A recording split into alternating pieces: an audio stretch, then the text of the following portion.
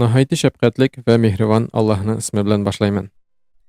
Alloh taolaning xohishi bilan darsimizni davomlashtiramiz.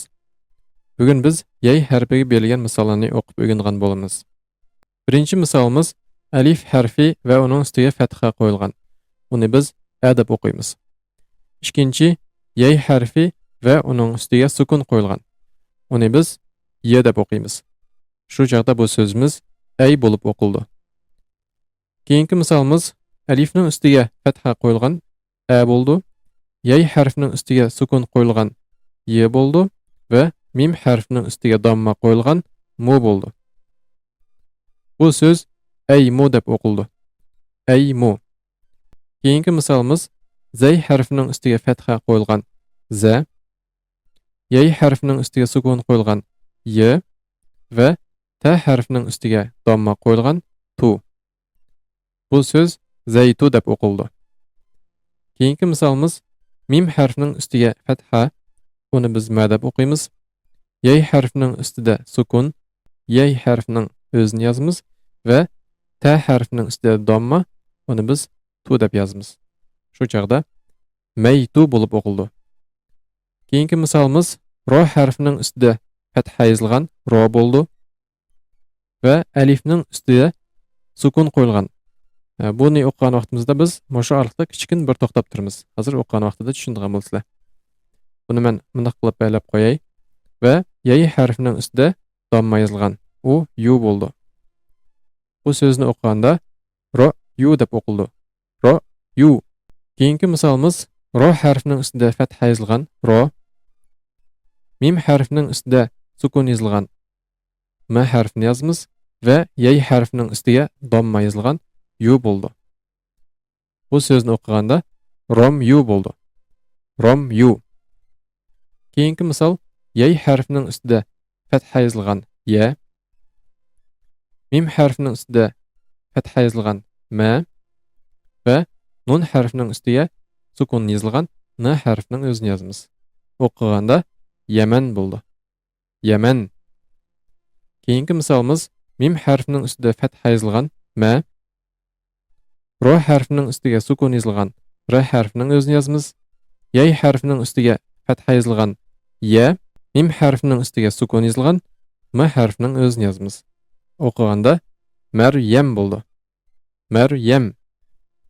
Keyingi misolimiz mim harfining ustida fatha yozilgan ma, yay harfining ustida sukun yozilgan y, zay harfining ustida fatha yozilgan za va ro harfining ustida damma yozilgan ru. O'qiganda mayzaru bo'ldi. Mayzaru. Keyingi harf mim harfining ustida fatha yozilgan ma, yay harfining ustiga sukun yozilgan y, mim harfining ustida fatha yozilgan ma, nun harfining ustida damma yozilgan nu. Maymanu. Maymanu bo'lib o'qildi. Keyingi misol alif harfining ustiga fatha yozilgan a, yay harfining ustida sukun yozilgan y harfining o'zini yozamiz. Mim harfining ustiga fatha yozilgan ma va nun harfining ustida damma yozilgan nu bo'ldi. Aymanu.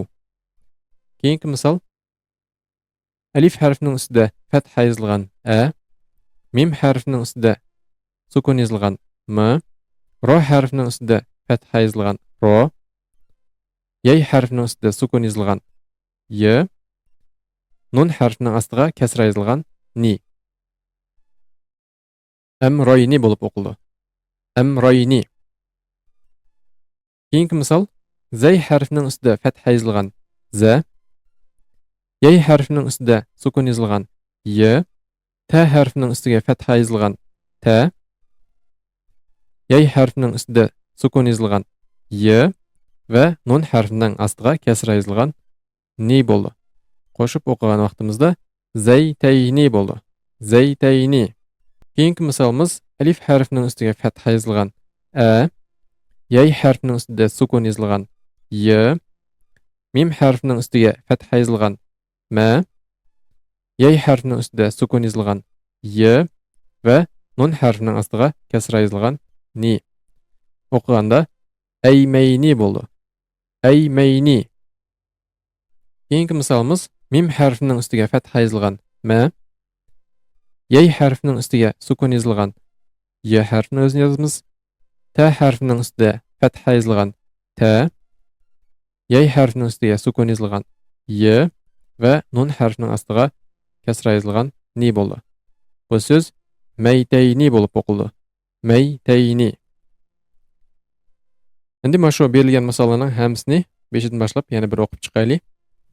Ay, aymu, zaytu, maytu, ra'yu, ramyu, yaman, maryam, mayzaru, maymanu, aymanu, amrayni, zaytayni, aymayni, maytayni.